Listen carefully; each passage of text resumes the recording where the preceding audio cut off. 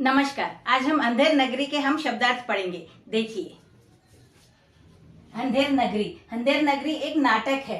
देखिए, और ये एकांकी सुधा से लिया गया है। एकांकी का अर्थ है यहाँ एक अंक से लेकर लिखी गई घटना, तो उसे हम कहेंगे एकांकी। एक ही अंक में लिखी गई कहानी, उसे हम एकांकी कहेंगे।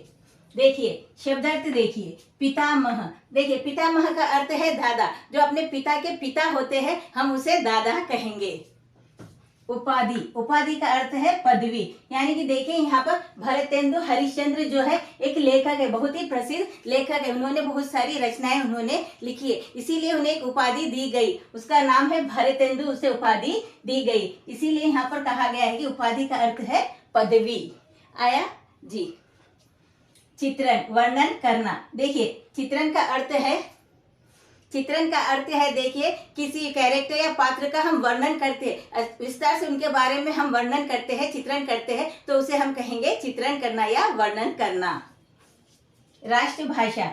देखिए उसका अर्थ है समस्त राष्ट्र में बोले जाने वाली भाषा। देखिए हमारे देश की जो भाषा है, राष्ट्रभाषा है, वो हिंदी है, क्योंकि हमारे देश में सबसे ज्यादा बोले जाने वाली भाषा हिंदी है। हमारे देश में कई तरह की भाषा है, मगर लोग क्या करते हैं, हिंदी जब दूसरे स्टेट के लोगों से या दूसरे लोगों से जब बात करना चाहते हैं तो वो हिंदी भाषा का प्रयोग करते हैं। इसीलिए हमारे देश की जो भाषा है, हिंदी भाषा को राष्ट्रभाषा का दर्जा दिया गया है। यानी कि हम जो हमारे विचार है, जो हमारे भावना है, हम उसे हिंदी भाषा में हम व्यक्त कर सकते हैं। और सभी तरह की भाषा करने वाले लोगों को हिंदी बहुत अच्छे से आती है, इसीलिए हिंदी भाषा को यहाँ पर राष्ट्रभाषा का दर्जा दिया गया है। देखिए मौलिक। मौलिक जो किसी की नकल न की गई हो। देखिए मौलिक में, देखिए मौलिक का अर्थ है जो किसी की नकल न की गई, यानी कि जो भी काम हम करते हैं अपने मन से हम करते हैं, किसी की देखा देखी नहीं करते हैं, किसी के देखकर हम वो काम नहीं करते, तो उसे हम कहेंगे मौलिक। यानी कि अपने ही मन से किए गए काम को हम मौलिक कहेंगे। बहुमुखी प्रतिभा। देखिए बहुमुखी प्रतिभा का अर्थ है अनेक प्रकार की विशेषताएं होना। देखिए किसी एक व्यक्ति में अनेक प्रकार की विशेषताएं होती है। यानी कि देखिए अगर कोई लड़का बहुत अच्छा, पढ़ाई में बहुत अच्छा है, साथ ही साथ वहाँ खेलकूद में भी बहुत अच्छा है, साथ ही साथ दूसरे कार्य भी बहुत अच्छे से करता है, अपने माता पिता की सेवा भी करता है, क्योंकि वह उसमें देखिए इस तरह की जो विशेषताएं होती है, तो उसे हम कहेंगे बहुमुखी प्रतिभा। यानी कि बहुत सारी प्रतिभाएं उसमें होना।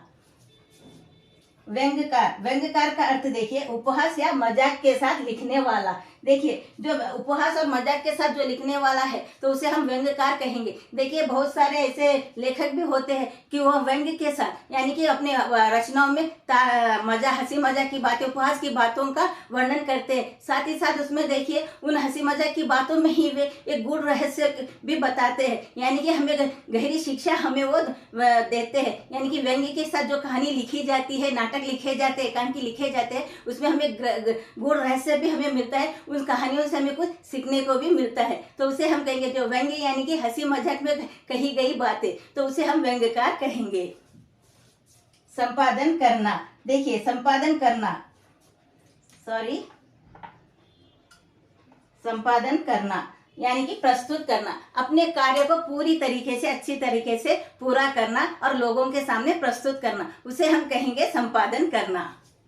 देखिए निबंधकार। निबंधकार का अर्थ है निबंध लिखने वाला। जो निबंध लिखता है उसे हम निबंधकार कहेंगे। यहाँ पर देखिए वेदिकी। वेदिकी का अर्थ है वेदों का ज्ञान। देखिए वेदिकी वो वर्ड है जिससे हमें ज्ञान मिलता है। ये वेद जो है हमारी धार्मिक पुस्तक है, जिससे हम अपने जीवन जीने की कला सीखते हैं, तो उसे हम कहेंगे वेदों का ज्ञान। और देखिए आधुनिक हिंदी साहित्य, और इसे देखिए आधुनिक हिंदी साहित्य को हम अंग्रेजी में कहते हैं मॉडर्न हिंदी लिटरेचर। देखिए आधुनिक का अर्थ है यहाँ पर मॉडर्न और साहित्य का अर्थ है लिटरेचर। देखिए आधुनिक हिंदी साहित्य, मॉडर्न हिंदी लिटरेचर। इस प्रकार हम देखते हैं कि अंधेर नगरी में कई तरह के विशेषताएं बताई गई। इसी तरह के वीडियोस देखते रहने के लिए लाइक, शेयर, कमेंट करें और सब्सक्राइब भी जरूर करें। धन्यवाद।